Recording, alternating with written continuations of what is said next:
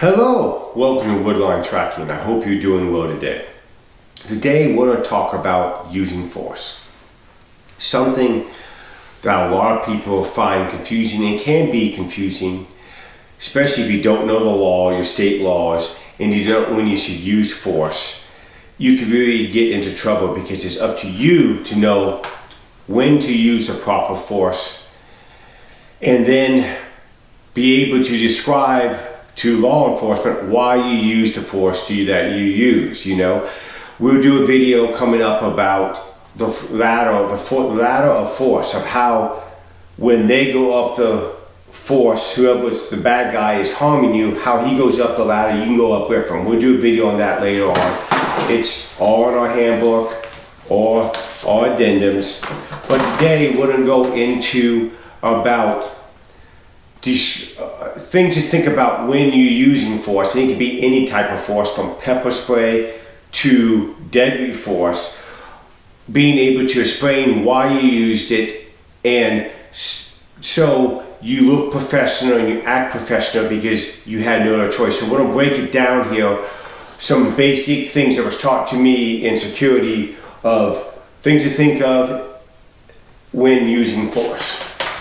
So using force, part one. First thing, harm would come to you or somebody else if force was not used. So you're using force because harm would come to other innocent, law-abiding people, including yourself.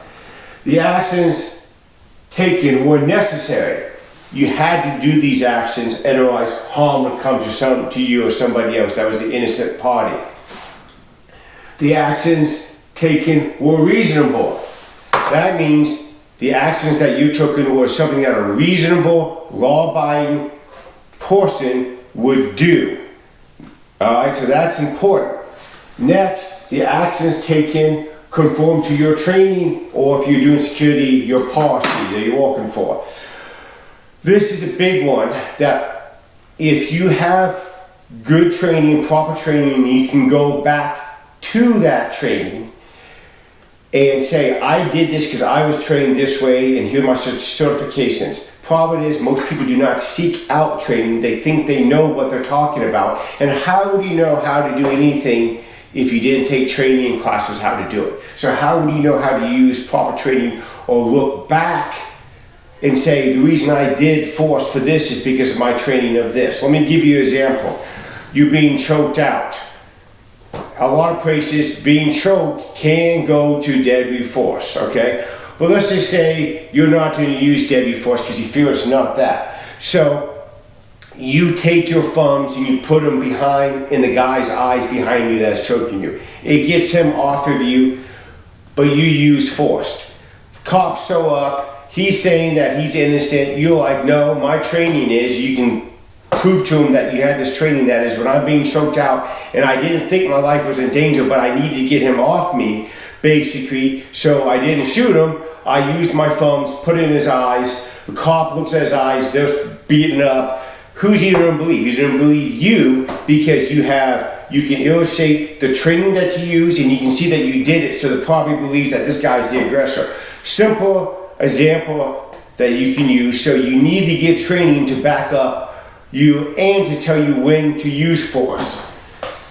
Next, you will prevent it from using any other devices or controlling actions, and as a result, had to use force. So that means you couldn't walk away. You had to use force because of this. The guy was following you. You need to be able to articulate all this to people when you use force, to law enforcement when you use force. This is out of state of Ohio Potter, so basically I urge you all to think of it, come up, go get training. We offer classes on this here at Woodline, and be prepared to use whatever type of force when it's necessary, and be professional. Just assume that, just don't think that you know just because you think you know, but you have no training to prove what you know. Remember, time may go on, but your life may not.